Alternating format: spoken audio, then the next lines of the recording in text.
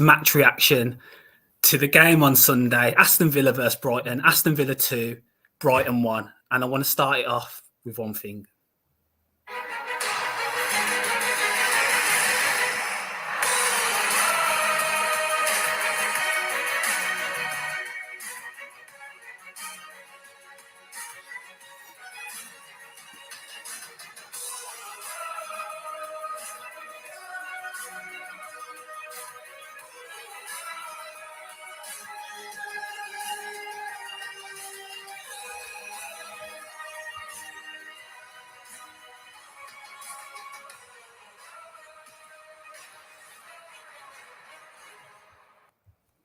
And there we go. There we are. Aston Villa have made it to the Europa Conference League after beating Brighton 2-1 on Sunday in the last game of the Premier League season. I'm joined today by my bro, Ads, going through the game today. Ads, how you feeling? Yes, bro. Thanks for having me on again, man. It's good to chat. How are you feeling? Always. Buzzing, bro. It's Made sure we did it. We got the job done. And yeah, we got all summer now to look forward to see how we improve the squad, yeah. Liking that music? It's perfect, man. I think it's the best out of any of the competitions. What do you reckon? I think it rivals that Champions League music. I know, man. I don't know. You listen. Certain times you listen, it sounds a bit better. Yeah. I don't know about the you. notes it's hitting. It sounds good. It just sounds good to me.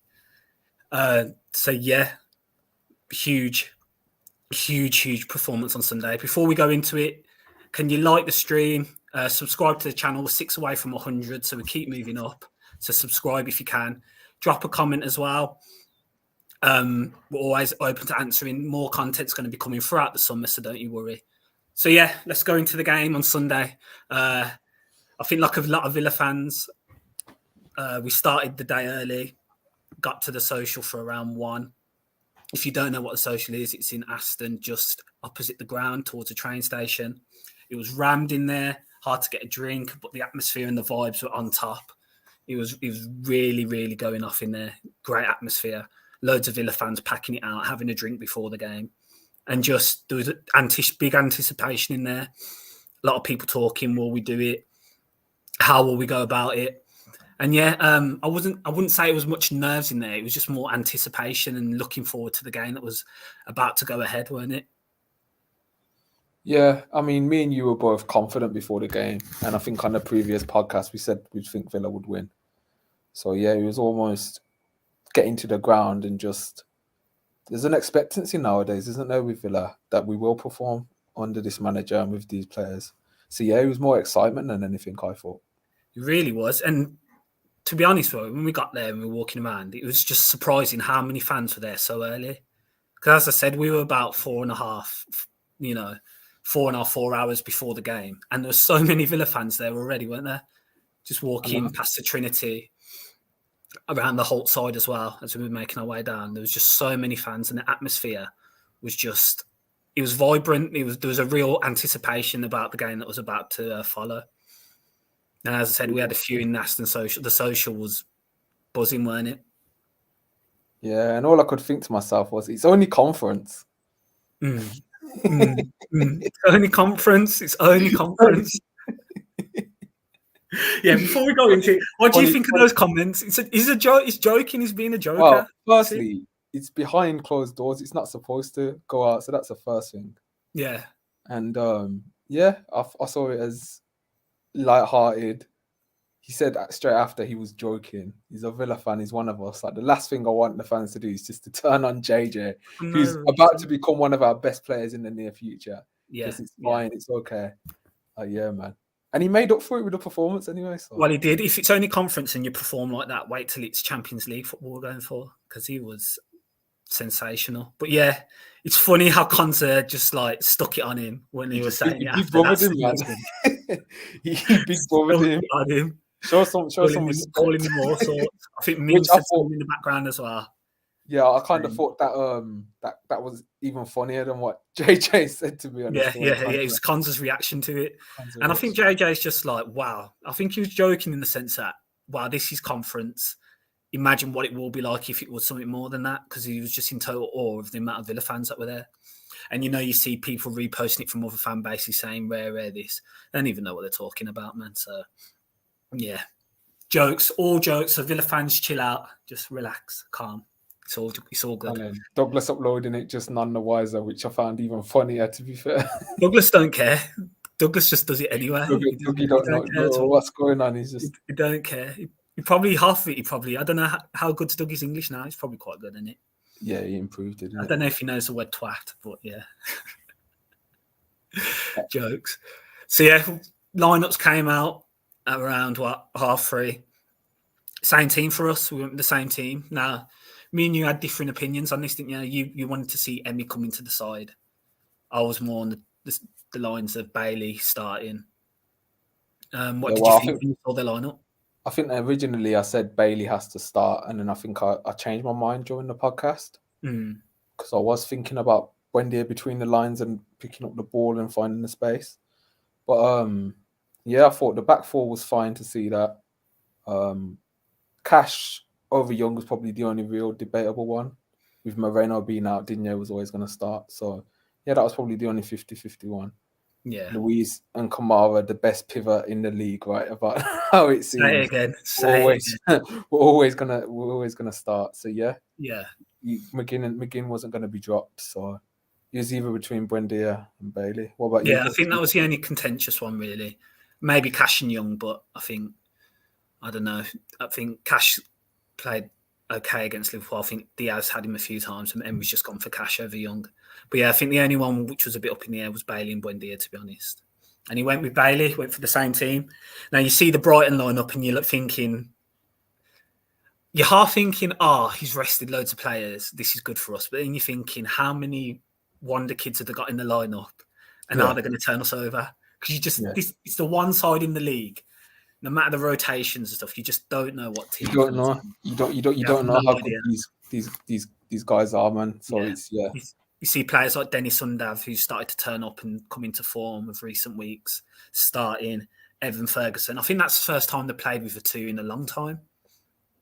Two forward, like strikers, out and out strikers. It's either one of Ferguson, Welbeck, or Undav. You've seen players like Bonietta starting. Yeah, I think Inciso's a bit of a mainstay now, especially with the Sully March injury as well. Ayari as well. I hope I'm saying that right. But he was an interesting one. Was that his first start? It might have been his first. I'm not sure, to be honest. I've seen him come on once, but I think that might have possibly been his first start. Yeah. No Lewis Dunk in the lineup as well. Stu Pinyan on the bench. So there was a lot of rotation and changes made. Mitoma McAllister on the bench. No, McAllister started. Sorry, Mitoma was on the bench. Mitoma was on the bench. Welbeck on the bench. Yeah, so they've got a lot of names that are becoming household names there now. You can name the majority of the Brighton squad if you look into the Premier League. So there's a few changes there, but as I said, you didn't know what team was going to turn up from Brighton. But all it required from us was just to set the tempo from the off, play like we've been playing at home for the previous 6 games, where we've won 6 out of 6. And what we did, we made it 7 wins out of 7, and we really set that tempo up from the off, didn't we? It was a game where if you were a neutral watching that, you would have loved that game. You really would have, because it was end to end. Like both teams were exploiting each side and each other. So yeah, it was a really great game. So yeah, let's go into the first 10 minutes of the game. Villa initiated it, and we really stuck it on them. And we were just started off really high tempo, kept the ball well, and we were just getting in behind, especially those areas on the wings. Jacob Ramsey was really getting involved. And the first goal comes from that.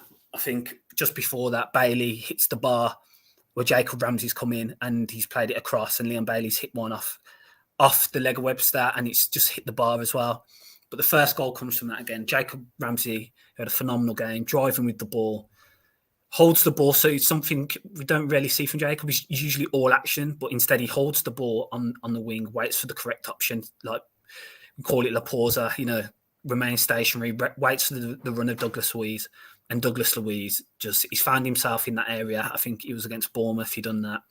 Just manages to roll it under the keeper And it's 1-0 to Aston Villa, and it was just jubilation, the whole atmosphere from kickoff, everything. It went mental. The noise was ridiculous. It's up there as one of the best atmospheres I've heard this season, up with Newcastle.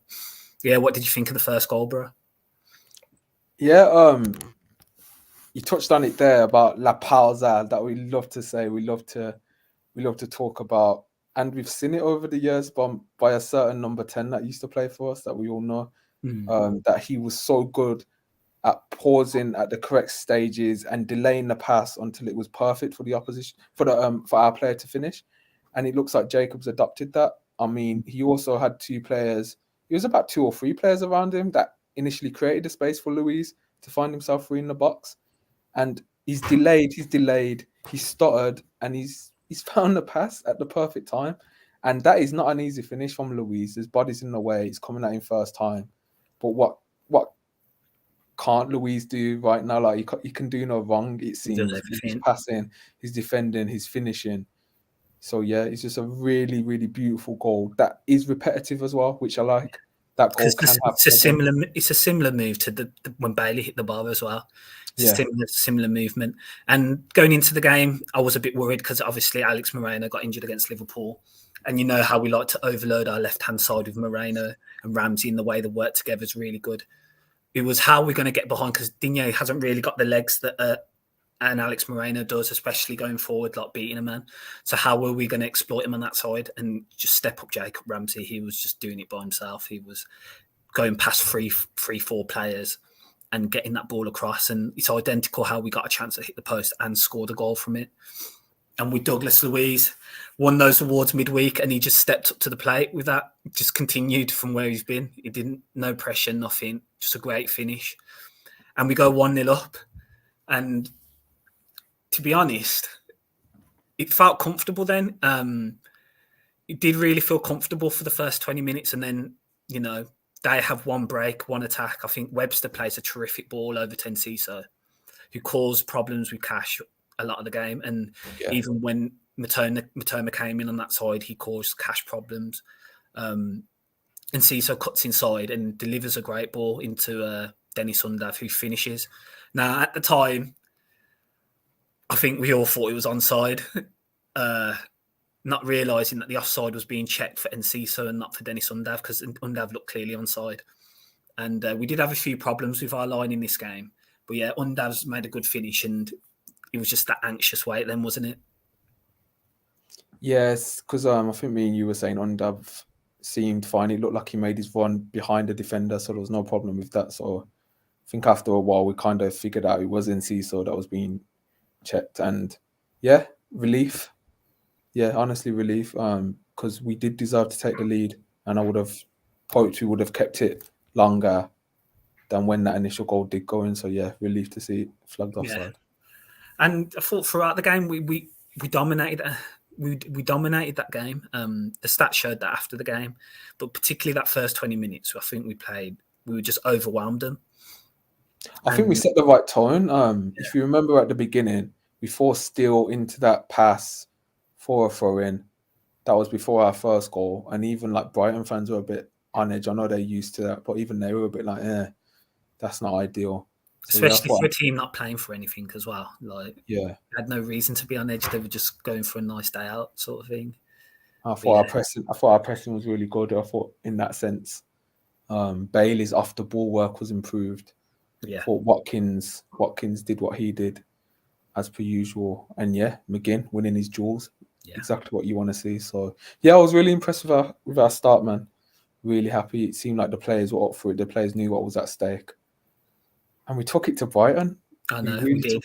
Brighton, man. And that's all we asked for being the home team. That's what we said in the last podcast.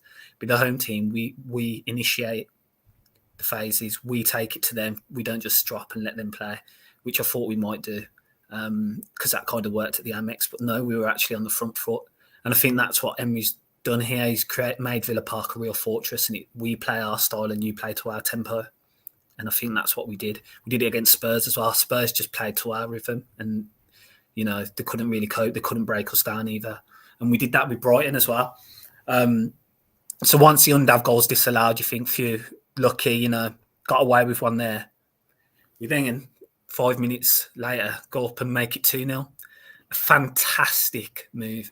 I think McGinn into Bailey, and Bailey plays one of the passes of the season where he's drawn steal off his line. He's gone past the defender and it's got enough weight on it for Ramsey. Well, a little less weight on it just for Ramsey to get there. Ramsey makes a fantastic run, takes a touch and just plays it across for Ollie Watkins to slot home an open goal.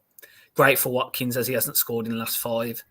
Assist for Ramsey, so his second assist of the game, and a fantastic pass from Leon Bailey, which I don't think's gone under the radar. I think it's been talked about as well. It was a phenomenal pass, a ridiculous pass, to be honest. First time on his left foot. And it was just the right pace of it for Ramsey to get on the end of it and to draw out Jason Steele to think he had the opportunity to get there. Yeah. Ramsey's just managed to poke it across and Watkins just taps it into an empty net. And you're 2-0 up at home, going for Europe. You know, what more can you want going for Europa Conference League? 25 minutes in, you're 2-0 up and you're cruising. Yeah, it was interesting because it's a great tackle from McGinn, but I remember at the time the Brighton player stayed down a bit. Yeah. So I wasn't sure how that was going to retrospectively be looked at.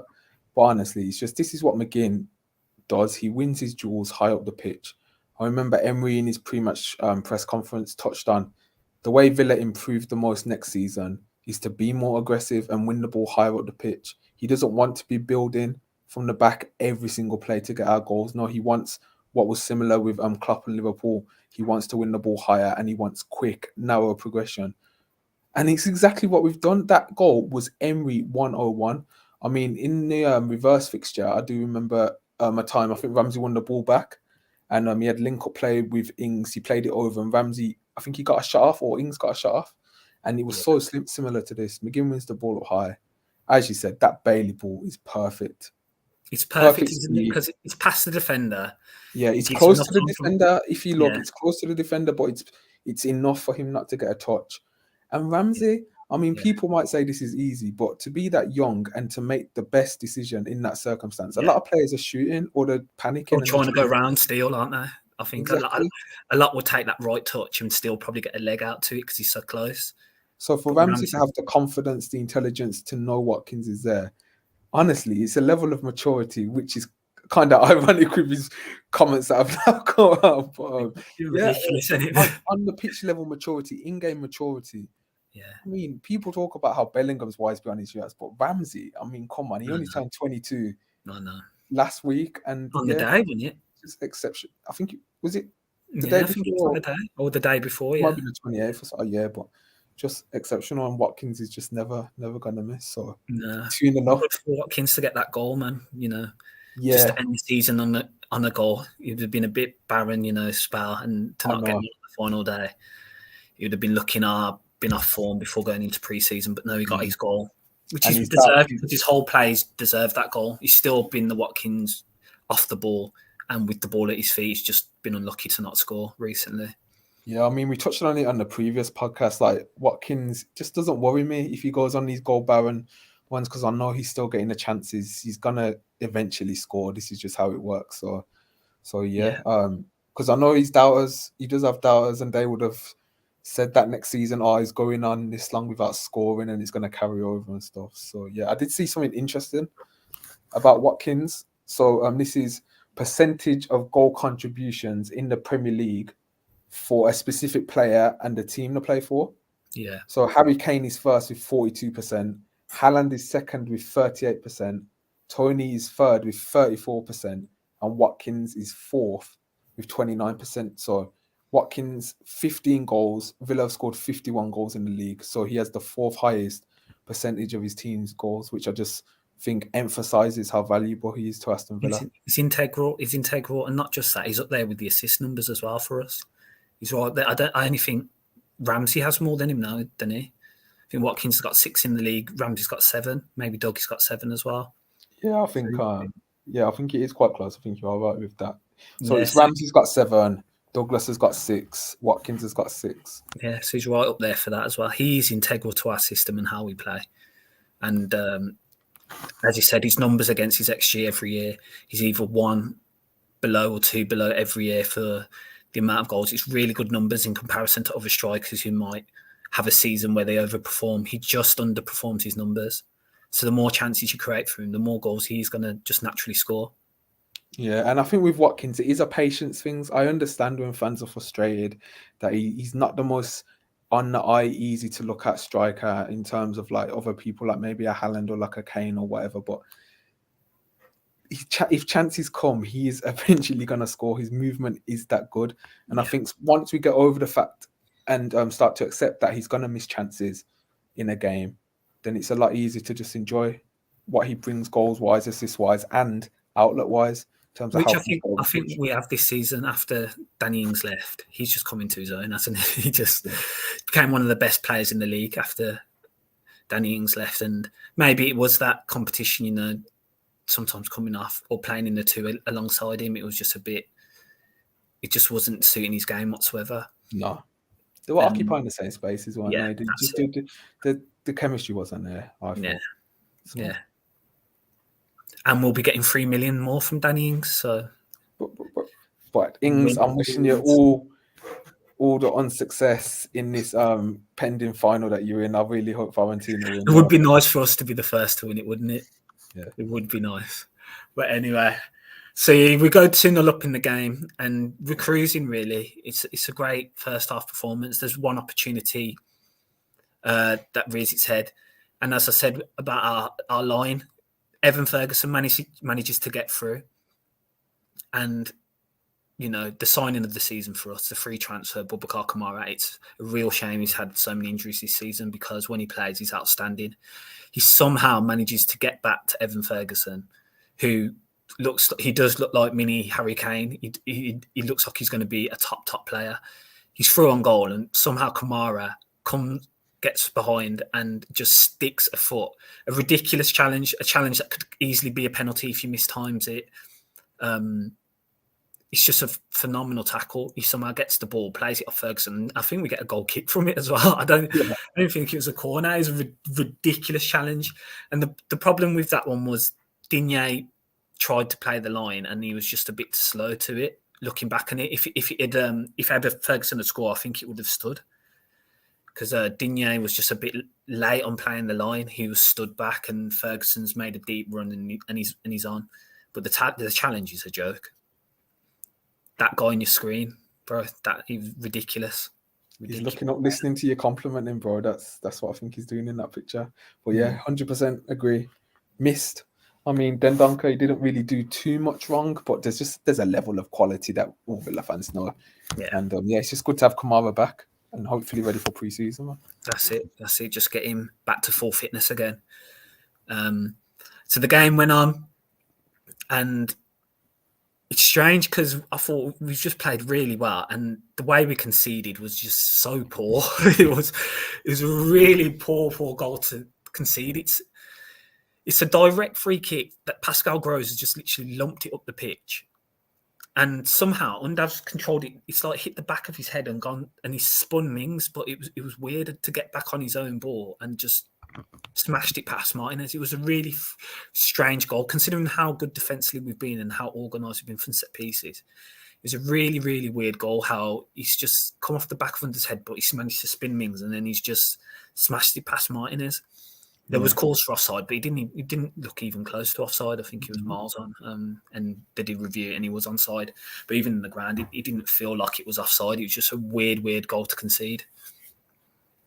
Yeah, Undav's a funny one because I don't really rate him as a player. I don't think he's that interesting on the ball as a profile, but recently he has found the right spaces to score. And he took his finish well. It was interesting because I think I was saying to you, it didn't really feel like a goal actually happened. I don't know, like the crowd was still on side. We supported the team straight away. We gave encouragement to the players. So I think deep down we kind of knew, okay, we've had a little hiccup, but let's not lose faith. Let's not lose focus. Let's get behind the team, and we can trust these players to carry on and play well. And I think that's a thing Emmy's really instilled.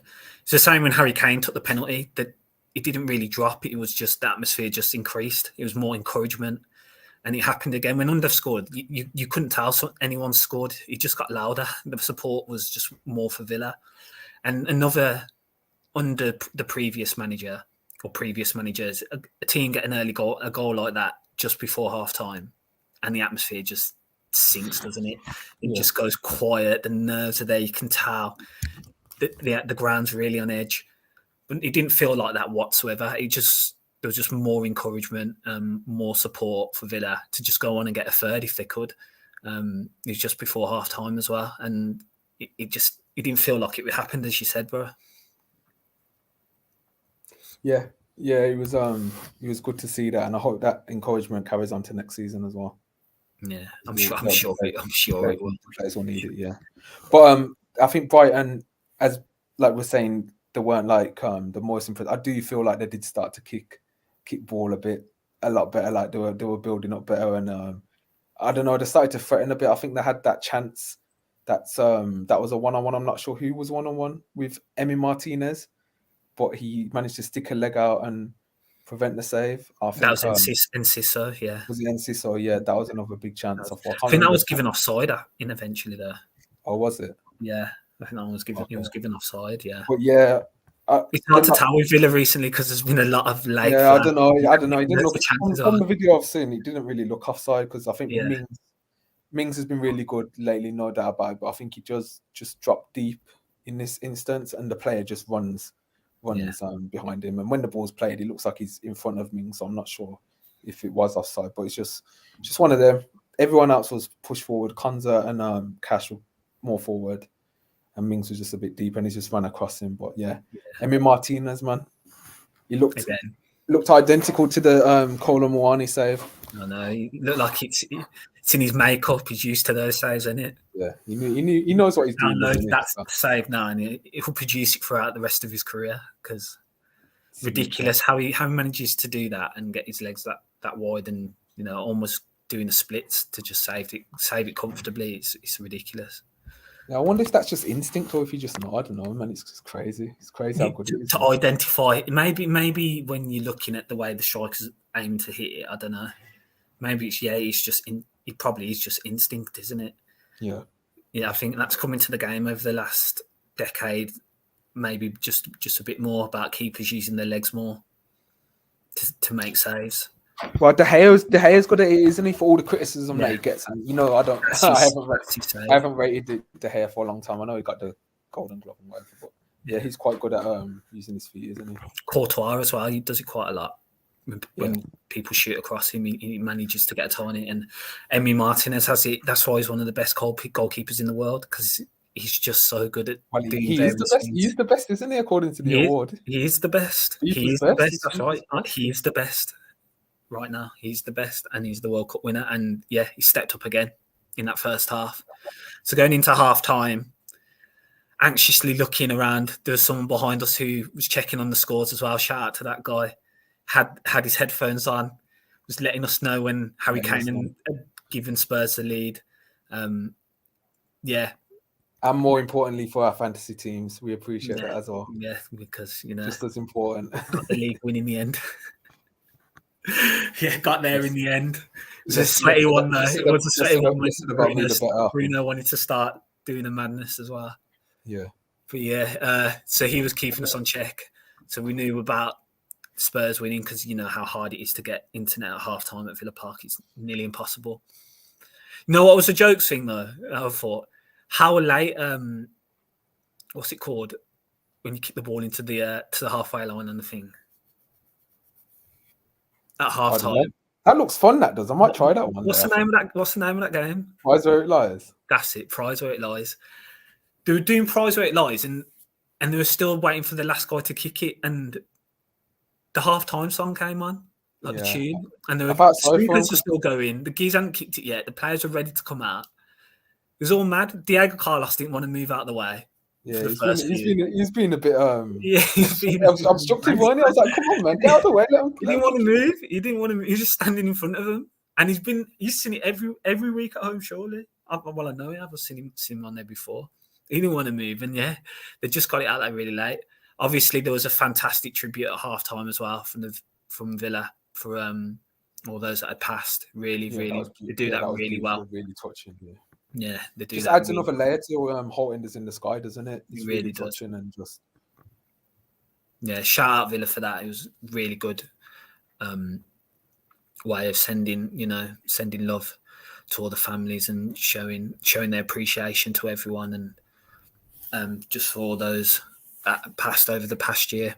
So yeah, that's probably one of the reasons why it was so delayed. But it was just funny that they were still going on, and the players were just running out onto the pitch ready to go. I think Brighton came out and they looked like they were ready to come out and play. Yeah, well, I mean, De Zerbi, he changed it up, didn't he? I think Yeah. he saw Voutman was struggling against Ramsey, and he brought on Estupinan, and then he saw Ayari was struggling. Was it that came off for Caicedo? So I thought, yeah. So you've seen some big names come on there, right? He said the experiment's over. Like, okay, it's time to fix up now. Let me bring on my heavy hitters. So yeah, I think that was one of the best left backs in the league, and a guy who's tied at going for £100 million this summer. So two huge players coming on. It's not bad to look over, is it? And see that. So you knew it was coming. We didn't make a sub at half time, and they did start to pick the pace up. And looking at the second half, it felt like it was more end to end then. But we had chances to kill that game. We did. Jacob Ramsey should have had a goal. He really should have had a goal. Great play from Bailey. Bailey's putting a right-footed cross. Superb cross. Ramsey's hit it over the bar from about 2 yards out. You bet your house Ramsey put as one of our best finishers in the squad. You really would think he'd just convert it, but he's just got underneath it and he's nearly put it in the upper hole with that one. Yeah, it was interesting because as Bailey's running into the box, from where we're sitting, it looked like it was just a simple left-footed finesse into the bottom corner. I didn't actually see Ramsey at the time. So when the ball was going across, Yeah, I didn't actually know Ramsey was there. So when I've seen that, it is the better decision that Bailey's made than going for the shot. So yeah, no qualms with that. It just is what it is. It's unlucky, isn't it? It's a great ball in, and Ramsey knows he should score, but luckily it wasn't costly for us. Yeah, it wasn't at all. But yeah, you don't like missing them ones. I know. It's similar to the Newcastle one, isn't it? Yeah, he's beating himself. The one at Newcastle. Yeah, Brighton did start creating a few more opportunities. I wouldn't say chances. They were getting into dangerous areas. When I look back on it, that was one thing from looking back on the second half. When I look back at the statistically, and especially the XG for the second half, we absolutely battered them. But it didn't feel like that. It felt like they had more chances, but they really had didn't. more threat, didn't they? Really? Yeah, they had more threat in the final third, but they weren't getting any chances or any shots off. No, I think what was interesting was when Mitoma came on. I think Cash really did struggle to defend against Mitoma, which is understandable because a lot of right backs have struggled to defend against Mitoma this season. Yeah, and that was after facing Enciso as well. So these are two players in good form. So Mitoma came on in the 65th minute. He was just getting a lot of joy, wasn't he? He was running into the box. He was able to attack. A lot of the crosses in were defended well by Villa for corners and stuff. But it was almost like it was the idea of them being able to get close to our goal more than the reality, if that makes sense. It wasn't actually testing Martinez that much, but you still get a bit nervous because they're attacking our box. So yeah, and that's another shout out to the centre backs again, because anything that was coming in, he was just getting dealt with. It was just any crosses that were arriving into the area, they were just getting cleared or headed out. Felt a bit of pressure, just getting rid of the ball. If that was the case, instead of keeping it and playing out, we were just started to launch it a bit more. And with that, because they were pushing up so high, we were getting them on the break, and we had a number of chances where we could have killed the game off in very good attacking areas, and we'd make the wrong pass or the wrong decision. I remember McAllister had a good chance for them as well, which he just put wide, which he might have thought he should have done better with. There was another chance we had as well, wasn't there? Was it Watkins had a good header? It was a bit of a soft header, which Steele made a save from. And then Ramsey nearly gets another assist, a hat-trick of assists towards the end, where he puts a great ball across and it's just toes. Watkins throwing his body at it, and he's just a couple of inches away from getting to the ball. It was so tight. It was really unlucky, that situation, because I was thinking back, have I seen Ramsey do anything in that sort of area before? United he scored from. Not this season. Bournemouth at home where he's come. Yeah, Yeah, he's it's come the back same onto his area he right scored. foot and He failed scored it. from there. Yeah, So yeah. either decision, you back Ramsey to shoot from there because he's so Yeah, I clearly did think he in was that going to shoot. position. Yeah, but on the replay, the angle's a bit wider than I thought at the time watching in the stadium. So Yeah, again, I think he's made the correct decision, and it's just unlucky. So. yeah, But yeah, Emery made his one change for Villa in the 69th minute. That was Leon Bailey coming off. He got a standing ovation, which was always he did. I good thought to it was see. deserved. I thought maybe should have been a bit better on the ball at times. Yeah, Just recycling the ball and keeping it, but in those threatening areas, he was dangerous. He created some good chances and set up. He was pivotal in one of the goals as well. So I and thought, I mean, we saw a bit of confidence from him, didn't he? I mean, he took that man on and he went for that shot in the first half that just yeah, went just wide. also a great save from Steele. Oh, it was just wide, wasn't it? Yeah, he was just. Just wide. Yeah, just put it over. But it was nice to see Bailey cut in and hit it on his right foot. That's something you don't Yeah, see. but I think the fans were clapping that and they got behind him, which was good to see. And yeah, I think it deserves standing ovation. I'm glad that he's ended the season now on that, Yeah, and he goes off on that, being a positive message from the fans. yeah, Because I know a lot of people don't like Bailey as a player. I don't think they mind him as a person, but as a player, he can be frustrating. He can be a bit soft yeah. on the ball, but when he does play well, I think there's a reason that Emery does start him all the time. He understands he's a 1v1 threat. He understands he can create centrally, and he understands he can shoot off the left. So, yeah, on came the divider between us. I think Emiliano Buendia. Emery, I rate Emery as a player. All I think is sometimes he needs to just do more in games. That's all. Technically, he's a great player. I just think he needs to do more. And I don't know. Sometimes I just think he gets lost in the games. I thought he came on and he did okay. He did okay. Set up a great chance for Ramsey where he's flicked the ball over the defender. Ramsey should really have 2 goals, 3 assists in that game. He should have mental numbers. He was just so deadly. But yeah, I thought Buendia came on and did his part. Well, let's talk about it. He had the big chance that I think frustrated everyone, even Buendia's most ardent fans, was we're on a 4-versus-3 transition.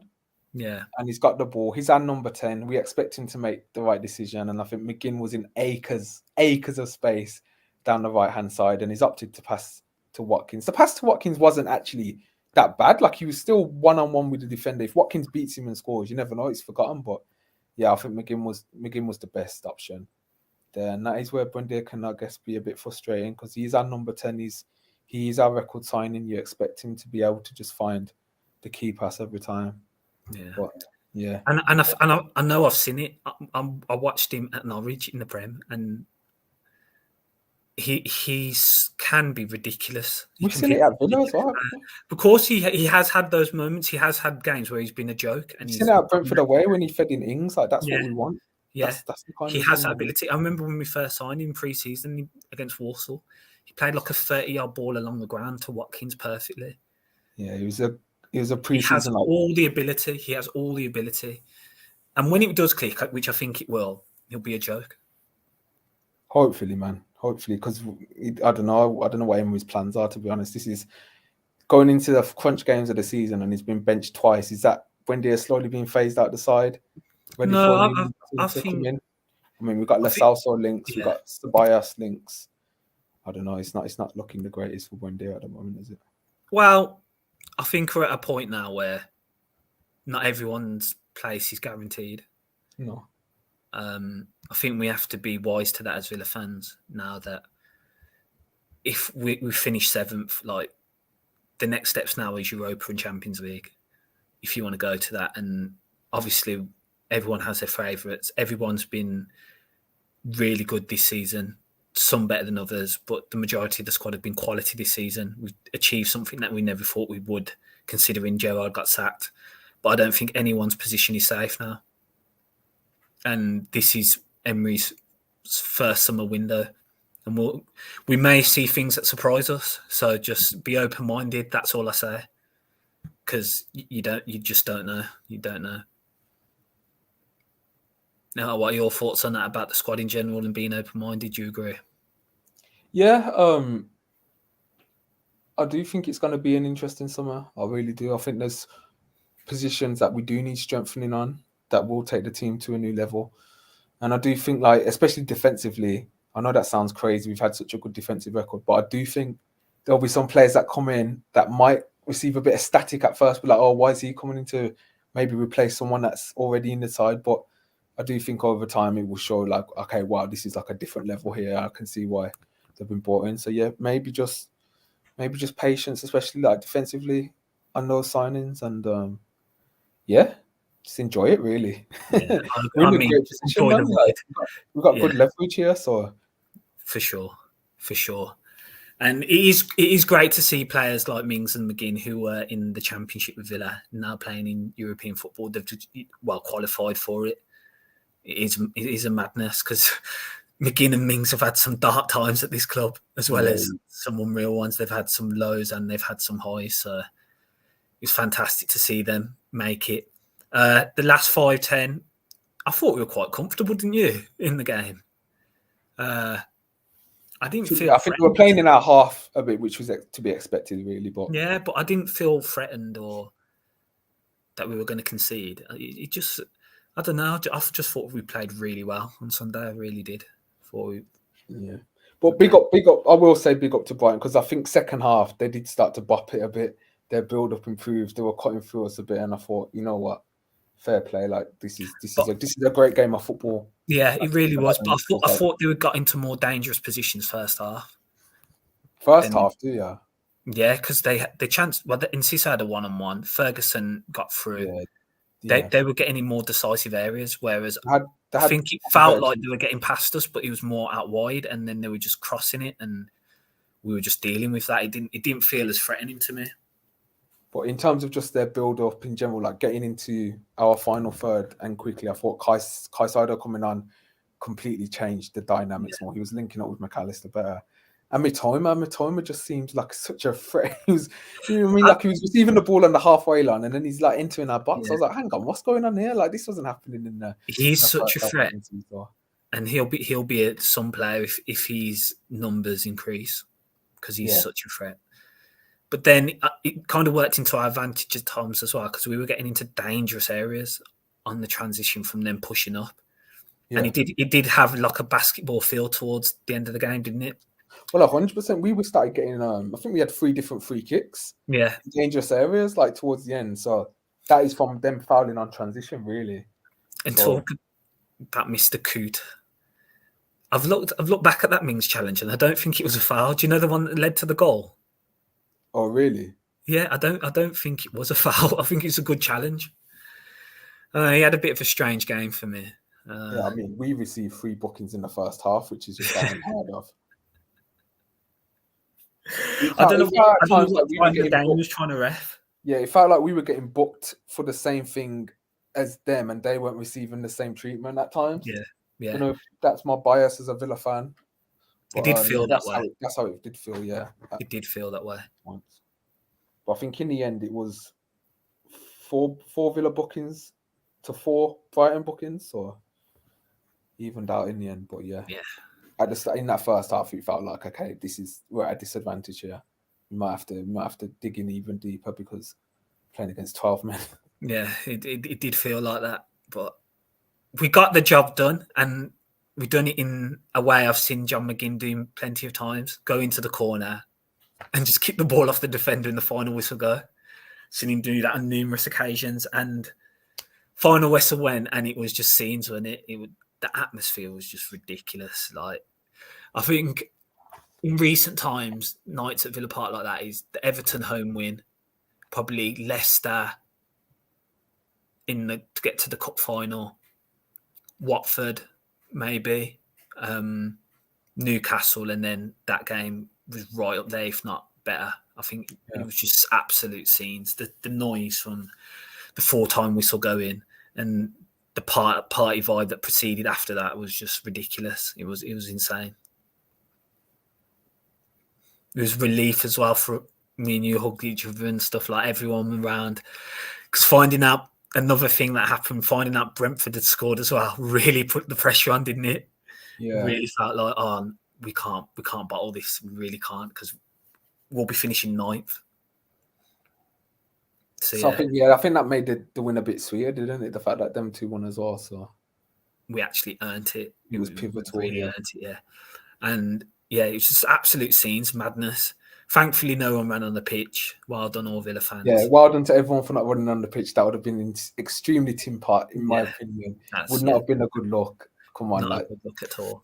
I know it's been a while since we got it, but we do have a certain level of, I don't know how to say it, but yeah, pitch invasion for your conference. It's not really. Yeah, I agree. Really, and the support was just phenomenal. As I said, throughout the day, people arriving early, 4 or 5 hours before the game. Yeah, the introduction for the Villa team to get to the ground and the support shown, phenomenal. In the ground, it was just party vibes throughout the day. The noise, it was ridiculous. Brighton fans played a part in that as well because they were really good as well. I noticed they did a thing where they all wore the same shirts as well, so they had a really vibe. Sold out, it looked like. They had both tiers packed. So it was a really party vibe. And I think they kind of were willing us to get it as well in the end. It seemed that way. Both fans were singing and stuff like that regarding getting European football. I think towards especially the last 10 minutes, they kind of conceded defeat. And it was just fantastic. It was fantastic. And our record songs were being sung and everyone was just so happy. Our record against Brighton now, I mean, I know we go into those games on edge a little bit thinking, they're a good team and that, but that's 9 games, 6 wins, 2 draws, 1 loss since promotion. Mad. 6 out of 9 wins is just... Brighton class us as their bogey team. Yeah, 100%. They don't like that. Yeah. We haven't lost at the Amex, so... It's mad. It's mad. For the team, the only game we lost, there's no fans, so it didn't. Yeah, it's not and really. Should have had a pen. Should have had a pen. Should have had the chance to equalise that one. So Brighton, I don't mind facing you, man. I know. So end the season, walk around. There's some fans just think some fans have never seen European football. How old? No, I won't reveal your age, but you were very young as well when we had it. I was a bit older, remember it. But yeah, some fans have never experienced Villa being in Europe. Yeah, it's emotional for a lot of people, wasn't it? Yeah, emotional. It's mad. It's mad, and you could tell people were emotional in the ground as well. It was it's just amazing to see. It really was, and everyone's just so excited now about next season. And you felt it again when the players were walking around at 10, 15 minutes after the final whistle when they came back out, giving the end of season lap. Families on the pitch, Ashley Young clapping to the fans. It might be his last game for the club. Full support, singing I Ashley Young, and showing him full support, singing songs about Watkins, Emi Martinez, and then Unai and the owners both being there as well. That was a real sweet moment to see. I mean, Unai was in uncharted territory, weren't he? I don't think he's ever been that close to the Holt in his life, has he? Different to a certain someone. Yeah. Considering how many wins he's got and how many wins that other person had. I saw him a lot more at the Holt end. Yeah. But I enjoyed seeing Sawiris and Edens and Emery come on. I was also happy to see John Duran because he was in the mission from the starting squad that we didn't really expect. Yeah. To see, especially as he'd specifically been kept from going to the World Cup because he was going to play. So whether that was injury or not, but I did see him with his family walk around a bit. So that was good to see. Yeah. Thomas in future, John Duran. Honestly, I've got a lot of faith. I'm still unsure whether we should loan him out or not. I'm still unsure. I'm undecided. I don't know. I don't know what's going to happen with the striker situation. You've got Cameron Archer coming back as well. They're saying they're looking for a new forward. So again, open-minded. We just see what happens. I mean, me and you are high on Cameron Archer as well. Yeah, for sure. Duran, that might be interesting seeing him in the Conference League. That could be his tournament. I don't know, to just bully some players and just get his first Villa goal. Well, you think Cameron Archer's tournament at the time was the League Cup, wasn't it? Yeah. And he kind of got his chance through the League Cup. and then he's just been on 2 mad loans where he's scored a ridiculous number of goals in both of them. So yeah, it could be, bro. It could be. It would be interesting. But again, yeah, to see everyone on the pitch, Emmy saying, we're in Europe. No, he said we're going to Europe. I was just like, okay, Emmy. I was like, okay. So it sounds positive. We shall see. Dougie had his shirt on his head, going mad.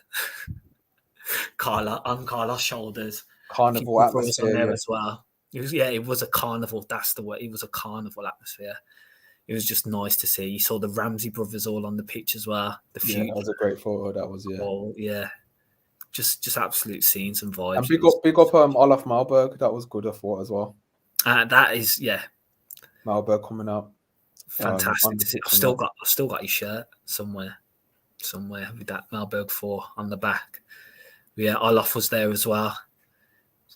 Defender who was there the last time we were in Europe, and we were 6th in the table, trying to get into those Champions League places, UEFA Cup quarterfinals. He was there the last time, so yeah, it's just mad. It's just mad what's transpired since, and we're finally back. And we go into that looking to win it, and surely one of the favourites, I should think. So man of the match for the game. It's got to be Jacob Ramsey. It was Jacob Ramsey, wasn't it? Jacob, you can say whatever you want. To be honest, if you're going to play like that every week, that was ridiculous. You can make. Me and you have both bigged up Jacob Ramsey on this podcast and like in general in conversations like at the games and that.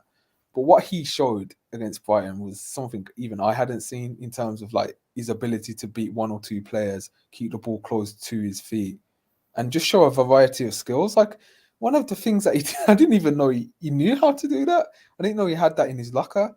So it's just so promising. And I'll say on Ramsey now, I still don't think fans, not only Villa fans, but fans of other clubs understand how good this kid can be. The level he's at. I mean, it's like his game is so refined in all areas that he looks like he doesn't have a standout quality. But no, he's just that good at everything. That's the big catch. That's what I think Ramsey is. The potential to go to another level is just. I don't know what he'd need to improve on. Maybe more creative passing. I don't know. That's it. But apart from that, he can carry the ball. He can beat a man. He can strike the ball. I think his technical ability is underrated a lot about what he does because he does it so simply and so efficiently. Yeah, he's efficient, isn't he? It's practical. Yeah. What he does on the ball is practical. It might not be the most aesthetically pleasing. He might not look like Grealish on the ball or as smooth as Grealish used to look on the ball. So maybe that's why he is a bit underrated in that sense. But in terms of practicality, in terms of getting the job done, in terms of what you said about efficiency, unreal. I think that's 6 goals now in back-to-back seasons. 7 assists as well, 13 GA. Insane. So last season, 22. It's mad. Yeah, I'm gonna check this. I think last season. So what are we looking at? Like, so say for instance, you've got the Arsenal wingers who've been probably rated as the best 21 and under this season around. Haaland's a bit older than that, but I mean his numbers must be around there surely for his age in the league. Yeah, surely. You might have. I mean, he won that award, didn't he? Yeah, he won the award for graduate award of the season, and some of the names in that you got Marcus Rashford, Bukayo Saka, Mason Mount, some serious winners of that award over the last 5 years. So I think Trent won it as well. Trent did win it as well. Yeah, so he's on that trajectory. He's right on that trajectory, and I think he'd be in the squad if it wasn't for the under-21s tournament. I think he'd be in the England squad. I do think that was Gallagher's massively regressed. I think I remember debating some fans about Ramsey and Gallagher like a year ago, and just Ramsey's just a better footballer. He's not on that level. No disrespect to Gallagher, but come on, let's be honest now. So yeah, I think it will click with Ramsey one day where fans are just like, wow, like what kind of talent. I think he's still in that precipice where it's just like people don't really understand how good the guy really is, not just fans but like other fans as well. So I agree, because I did see something. You take everything on Twitter with a pinch of salt, but I did see like a top under 21 team of the season for the Premier League, and he wasn't even in it. And I was just like, you don't. Yeah, what we do? People just don't know. They don't. Or they choose to ignore because there were some strange names that were in that. Yeah. And I know some fans don't. I know some fans don't like to get a player to get too much plaudits because he puts them on the map. And I know we have a lot of PTSD with stuff like that, and players getting their shine, and then it normally leads to attraction from other clubs. But he deserves it. Yeah. He deserves to get recognition. He deserves to get his praise. He deserves that graduate award as well. He deserves to get. Did he get young player of the year at Villa for the Villa Awards? I think he did. He did. Yeah. Yeah, I can't wait to see. The level He's a big game player. It's a huge game. Look at his goals catalogue this season, man. And the teams have been against. Yeah, he's a big game player. Yeah. He's a big game player, goals and assist wise, at 22, 21 for majority of the season. Right. So yeah, I'm just buzzing because I thought I'd had this opinion for a while, and it's coming to fruition a bit, and yeah, it's exciting, man. Genuinely, it really is. And I think what we as fans have to realise, you're going to have interest from other clubs. There's going to be headlines, but the more players that those headlines are around and stuff, I don't think we should think of it as a head turn, more as we're doing well. And, over the seasons, apart from Grealish, we haven't really had a player people want of that. Do you know what I mean? That has caught the eye so much. He's getting all the attention. I think it just shows that the players have stepped up a level, and everyone's like, oh, okay, Villa have some serious players in that squad. Yeah.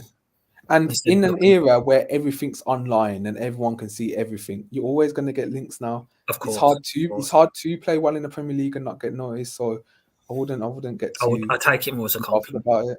Yeah, I take it more as a compliment, saying, okay, Villa are serious. We've got some serious players. Oh, good stuff. So excited for next season. We'll be trying to get out to a game, depending, I can imagine tickets are going to be like gold dust, but we'll be getting out to a few destinations as well, even if we don't. But how excited are you for Conference League? Yeah, really excited, man. Really excited. I think it's going to be interesting to see what teams we do get and the level of teams that do enter it. I know Juventus right now are on course to qualify for Conference League. I think they've got one game left. I think Athletic Bilbao are on course right now to get Conference League the last time I checked. And then, so it's big teams, man. A lot of big teams, a lot of interesting teams in there. So, yeah. Imagine Nico Williams playing against his former club. And yeah. Banging one in. Doesn't even celebrate, man. Can't celebrate. You can't, can you? Won't celebrate. That's the one club where he's probably the most, forbidden. Yeah, no way. But yeah. What about you? Are you excited? Just pure excitement. Yeah, just pure excitement. Another chance at silverware. A chance, if you win it, to go into the Europa League next season. And Emery's just come out and said straight away, he said those things. It's another chance to win silverware. He wants to win. He's a winner. Yeah. And more opportunities to win a trophy. He's ready for it. They accomplished something throughout the season. He said, survival, finish mid-table, finish top 10, get into Europe. And we've just ticked every single one of those. So when the man says, win a trophy next season and finish, higher up in the league, I have full faith in that he can accomplish those things. And he has a full summer behind him, and I'm sure the board will be looking to back him as much as possible. Their relationship on the pitch look like they're fully supportive and they really get on and they really have an understanding. So, yeah, it's just exciting times at Villa. It really is. So that's about it, really. That's about it. We'll be producing more content over the coming weeks. We'll be looking at the squad, where we can improve, who do we think will go. Transfer rumours will be coming in as well, so we'll be talking about those and just other things that will be going on over the pre-season. It's a bit of a wait now till the end of August. I think that's when it's looking like we'll be playing our Conference League qualifier, because there's a number of qualifiers. There's 3 rounds and then there's a final playoff. to see who gets into the group stages. So I think that's we're not just fully in it yet, are we? We're not No. fully in it yet, but still got I'm confident. qualifiers for the Europa. There's usually known other competitions as Champions League and Europa League. Teams already just get through to the group stages just based on their ranking or what league they've qualified through, or what scenario. But no, everyone has to do a playoff to get into the Europa Conference League, which is interesting, which is really interesting. So I think I was seeing some names possible. Hearts, I saw. Hearts was one of them. All depends on where we're seeded and where we're ranked and what pot we're in. Yeah. But I'd back Villa to beat anyone, to be fair. Yeah, exactly. We have to go into that tournament just confident and we'll beat anyone, literally anyone. And I think we will. And I'd like to see Fiorentina beat West Ham because I would like us to be the first ones to win it. From England. Come on, Fiorentina. We're all supporting you, man. Come on. Let's do this. Gabriel Batistuta and them guys. And then guys there. Yeah, them man there. But, yeah. Michael Richards and them man there. The less I've said about that guy, the better, man. That guy's been chatting. My bad. Said something else on the weekend that was just all mad. Just like no ratings. He don't rate Villa at all. I don't know why. I don't know what happened. But yeah, mad. Anyway, thank you all for watching. It's been a great video. Thanks again, bro, for joining me on this. If you could like, comment, subscribe if you like the content. 6 away from 100, so I'd appreciate if you could get those 6 as soon as possible and just keep building the community and the channel. There'll be loads of stuff coming over this summer on the channel. My bro will be joining me for the majority of it as well. And yeah, thanks for joining and thanks for watching. Up the Villa, Europa Conference League. We made it from 17th to 7th. Unreal from Unai Emery and the whole squad and everyone involved. Let's get on. Let's look forward to it over the summer, and can't wait for the new season to start. It's going to be a long summer because it's there's no other international football or anything. It's just a long summer of rumours and transfer rumours, signings. Hopefully, pre-season tour in America will be big. Yeah, so an interesting summer, but a lot to look forward to. So, bro, thanks for coming on. Thanks for having me on again, bro. And thanks, Villa fans, for watching Up the Villa.